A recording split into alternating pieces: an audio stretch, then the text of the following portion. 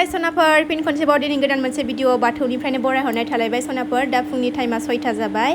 खामानि जोबस्रांजोबनानै आं बाथौआव हाबलायबाय सनाफोर दिनै आंनि न'खरनि थाखाय आंनि साबस्क्राइबारफोरनि थाखायबो दिनैनि सानसेमानि दिना मोजां बारलांथोंसैलाय सनाफोर नायलांदोलाय दिनैबो अननानै भिडिअखौ जोबजासिम जायफोर डेलि ब्लग भिडिअनि भिडिअखौ नायनो मोजां मोनो अननानै दसेबाबो टाइम होनानै नायदोलाय आरो आं गिबियावनो बुंगोरो आंनि चेनेलाव सोरबाफोर गोदानबा गोदानै नुसनबायदोंबा मोजां मोनदोंबा भिडिअसफोरखौ अननानै नायनानैल' दाथा मोजां मोनदोंबा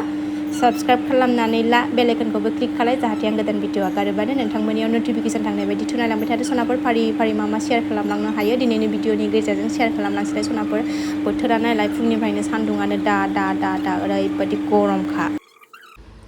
आंना जोलैया नै गरमखाय सुरु जालायबाय बे हायाव उन्दुनाय नै कुलार खाथियाव माबायदि थांनानै उन्दुनानै दंगासिनो दङ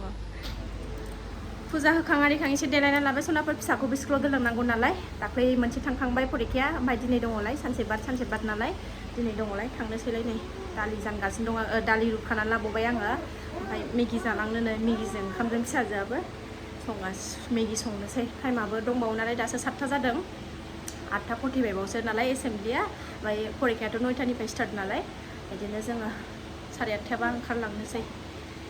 नायलांदो सनाफोर अननानै गरमखौथ' मा होनबावनो सनाफोर गरमा दि मा जाखोथाय दैयावसो गोजावनानै थाबाय थाथावथाव बोथोरानो फुंनिफ्रायनो हबस्राव सलिद गरम उन्दुनोबो हाया मोनायावबो गरमनि थाखायनो अयथासार हाबाब गरमानो माबायदि ओमफ्राय सनाफोर टाइम दङ नालाय ओंखायनो दालि रुना लाखाबाय सनाफोरनि फुंजा सानजा संना लाखाथारनोसै दालि ओमफ्राय ना मा फाजा एवनाय जायो मिन्थिथ'ला र' ओंखामखौबो जानना लाबावनोसैसो आङो ओरै ओंखामबो जानखाबाय सनाफोरनि दालियाबो जानोसै मेगि संसै एबार मेगि एसे जबहोबावनोसै र'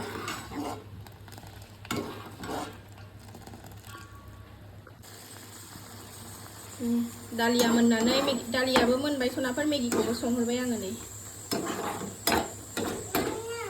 र' बिगासिनो दं नै उन्दैया न' होननानैसो बेना बिनायाबो न'सो आबो होननांगौ दा लाबो होन गासिबो न' बेना बिनायानो जाखां लोंखां ओंखारबाय नै फिसाखौबो बाबाय गरमथार नालाय ओंखायनो सेमिसखौनो गानहोबाय आं थांनानै दोननानै फैगोनखाल' नालाय ओंखायनो थांसै जाखांबाय लोंखांबाय टाइमाबो 8:20 जाबाय थांनानै फैसै थाबनो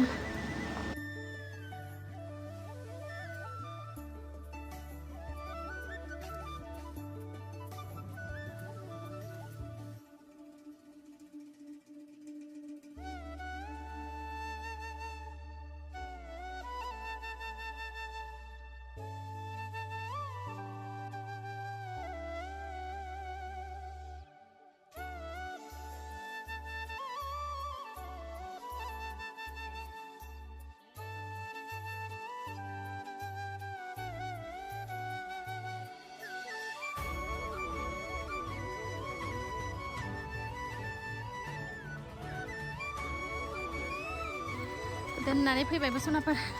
एसे थाइबें जानो लुबैदों गरमखायनो थाइबें टमेट' बानलु गैयामोन एसे जाग्रा बेदर लाबोबाय नै दा मोनायाव जानो सानावथ' जाया नालाय दा मोनायाव जानोसै दाउ बिखा मेथाइ जाबाय सोरना मेथाइ जाबाय ओंखाम ओंख्रिथ' मोनखांखाबाय सनाफोर दसे रेस्ट लानोसै भाजाल' एवनांसिगौ भाजा मा खालामनाय जायो भाजाया र' टमेट' आंहाथ' जेरैबो जानो हायो दालि ओंख्रि थाइबें खाजिबाबो जानो हायो फिसाजोआ मा जायो दा सनाफोर ओंखारफिनबावबायसो नै फिसाजोखौ लायनो ना दा सनाफोर फिसाजोखौ लायनो ओंखारफिनबावबायसो नै गरमनि थाखायनो भिडिअ खालायासै आङो न'आव फैनानै दसे भिडिअसफोर नायबाय आंनि साबस्क्राइबारफोरनिखौ सनाजों दसे गेलेबाय सनायाबो उन्दुनानै दासो सिखारबाय आंबो दसे ओरैनो मेगन मोसेबबाय लायनानै फैगोनसै सनाफोर टाइम जाबाय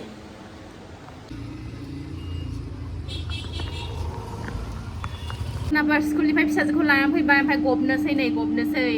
ओंख्रिया फिसाजोआ दाउदैजों जाबाय दाउदै दालि ओमफ्राय आंहा नै टमेट' बाथोन बानलु लाबाय सिफ्लेथ'वाखै दालि लाबाय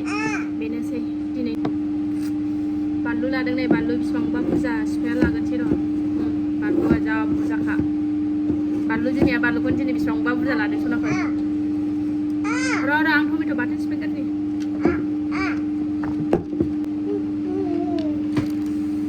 बानलुखौ सिफ्लेना लागोनसै आरामनो गरमानो खर' गाज्रि जासिगोनहाय सनाफोर खर'आनो आंना खामानि होला गरमनि थाखायनो हाबाब